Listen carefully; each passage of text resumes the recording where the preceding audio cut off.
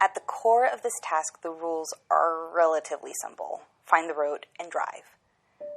Of course, if you're actually going to do this, then there is so much more you need to worry about.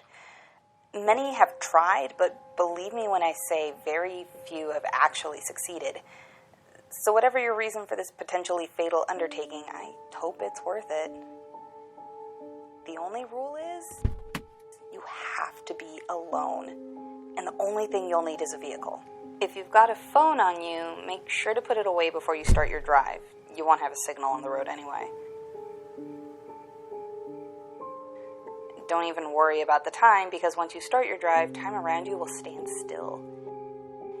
Make sure your seatbelt is fastened and your windows are rolled up.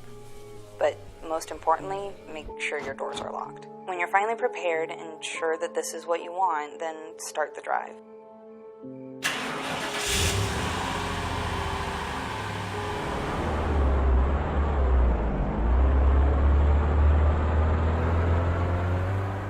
In every practical sense, this road doesn't exist. In a way, the road has to find you, but only if you really want it to. And as you're driving, focus on the thing you most desire and your willingness to do anything to get it. The road itself is only 13 miles, but don't take that lightly.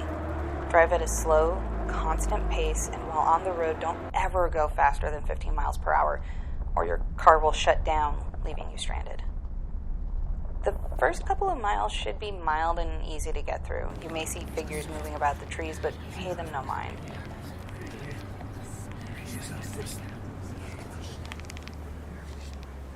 As long as you stay in your car with the doors locked, they can't harm you. I also advise you not to slow down too much around them. Once you've reached the 3rd mile, it's going to get very, very cold, so you're going to want to turn your heater on and bundle up as much as you can for whatever little good it'll do. Once you've reached the 4th mile, the whispers will become louder and closer. It may even feel as though they are in the car sitting right behind you in the back seat. But still, try your best to ignore them. Once you've reached mile 5, the shadows will have disappeared and the whispers will have faded away.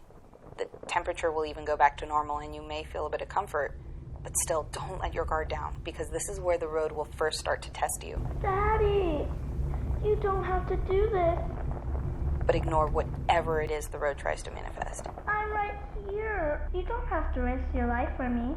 As tempting as it may be, don't fall for its tricks. Once you've reached mile 6, the figures in the trees will return, but this time it'll be different. This time you'll be able to clearly see them for what they are. Lost souls of all those who have tried and failed to reach the end of the 13 miles. They are now trapped to haunt the road and try their best to lead others to the same fate. Once you've reached mile 7, then congrats, you're halfway there. You can relax for a bit as you notice the forest around you has seemingly disappeared and replaced with a big, beautiful lake. The moon will be bright and full, and so bright, in fact, that you won't even need your headlights to see. You'll feel at ease, relaxed, and safe here, but keep in mind, you're still on the road, so however much you'll want to stop your car and take in the beautiful sight, just remember that if you do, you'll become lost with the other poor souls who failed to complete the journey. On mile 8, you'll notice the temperature is rising a bit, and you'll want to turn on the air conditioner, but when you try, you'll find that it doesn't work. On mile 9, the temperature will continue to rise, and you'll start to sweat a lot. You'll want to roll down your windows, but I advise against it, being that on this mile, you'll notice that the lake has disappeared and the forest has returned, along with the creatures that haunt it.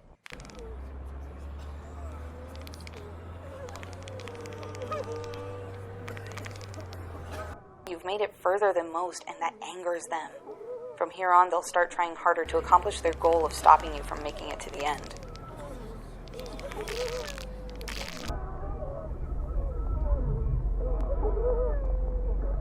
Mile 10, you'll start to notice them coming closer, but your biggest challenge with this mile will be when your car unexpectedly stops and leaves you stranded in the darkness. When this happens, they'll immediately begin to rush toward you, so you need to get your car running again fast as you can. may take some effort, but if you persist, your car will restart.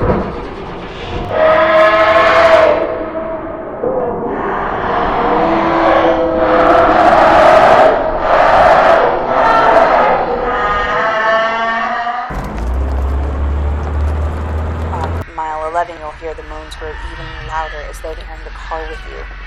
Only then will you notice them coming from your radio.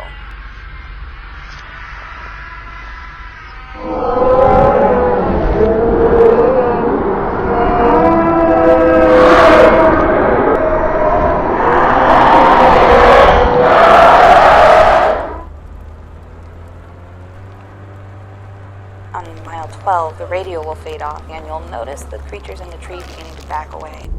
But don't start to celebrate. They aren't leaving because you reach the end. They're leaving because they know that you're about to enter the final mile. A mile that even they dare not go. By the time you've reached the end of mile 12, you'll notice the trees, the sky, and even the road itself has faded into darkness, leaving you in a seemingly empty void. The moment you enter the 13th mile, your windows will automatically roll down and your doors will be unlocked.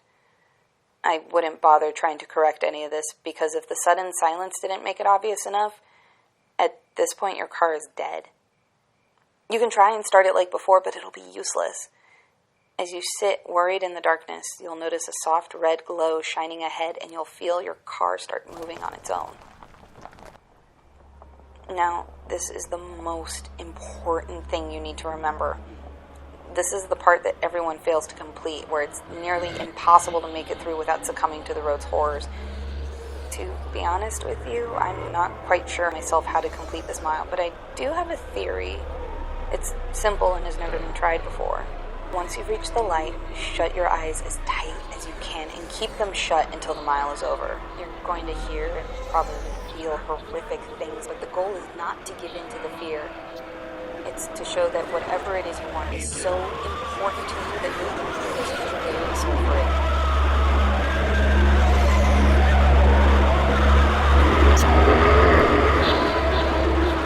Keep your thoughts focused on your reason for traveling the 13-mile road and fight not to allow your fear to overcome your desire.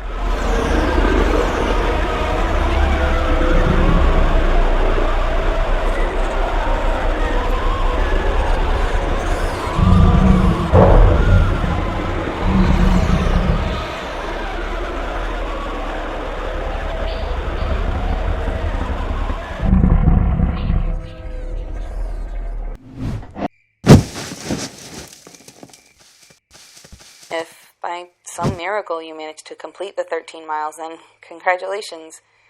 You're the only known person to have ever done so. Of course, the first thing you'll probably wonder is whether or not your wish is granted, and if so, when will you get it? Usually it should appear somewhere in your car, like your back seat or even the trunk.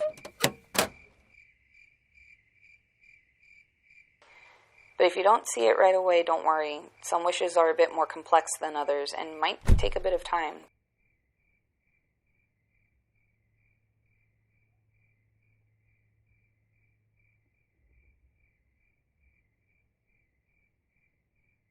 And in your case, I'd be careful when it comes to bringing someone back from the dead. You never know if the person you're bringing back will be the same person you've lost.